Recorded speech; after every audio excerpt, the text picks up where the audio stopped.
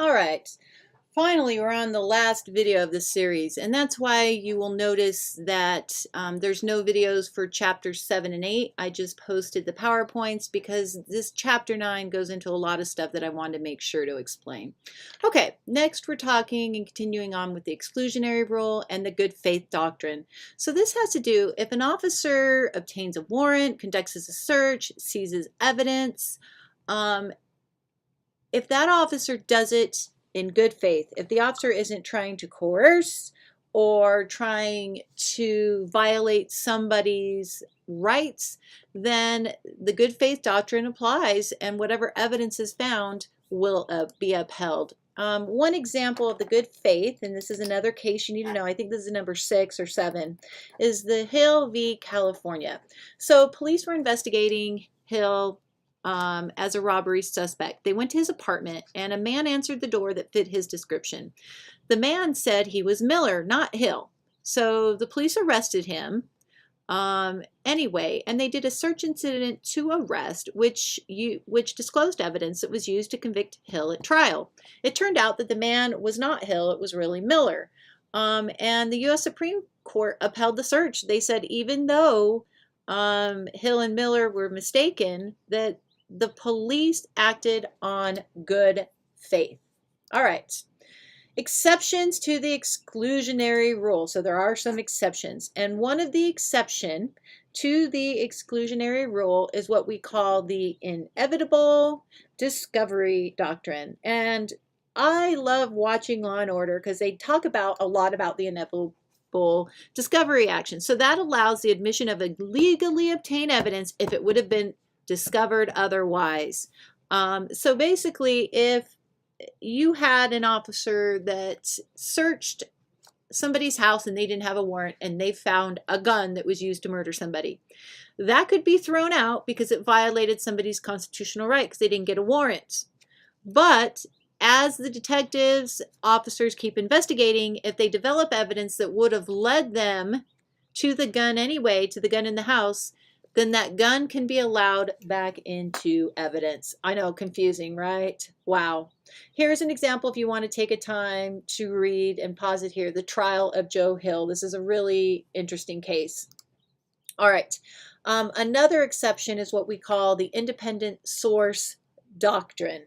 Independent source doctrine. And what that is, that it holds that illegally obtained evidence may be admitted if it was also obtained through an independent source, not tainted by police misconduct. So again, if they had a source that told them that gun was in the house, they hadn't been contacted by the police, they weren't corrupted by the police, and they knew that murder weapon, that gun was in the house, that's the independent source doctrine. And again, here is an example of a case. You can pause it and read it here. This is a big one. We call it exigent circumstances. So ever so often, officers may not have time to go get a warrant. For example, one time we were chasing a suspect that we came upon was selling drugs, and he started running from us. He was actually selling PCP, and he ran from us and ran into the house. If we had stopped at that front door and waited to get a search warrant, he could have gone in, which he tried to do, and flushed the PCP down the toilet. But we were able to enter the house because it was exigent circumstances, and we caught him just as he threw the PCP in the toilet, and we were able to get the evidence. Not very clean, but we were able to get it. So that's exigent circumstances. All right, use of force. So from time to time, officers have to use force. There's different types of force. There's some force is called less than lethal force. It refers to force used by an officer that it's likely not to result in serious bodily harm or death. That could be a less lethal shotgun where you have beanbag rounds. Now, if that beanbag round does land on somebody's head or certain parts of their body, their upper body, it could be lethal. So that's why we call it less than lethal.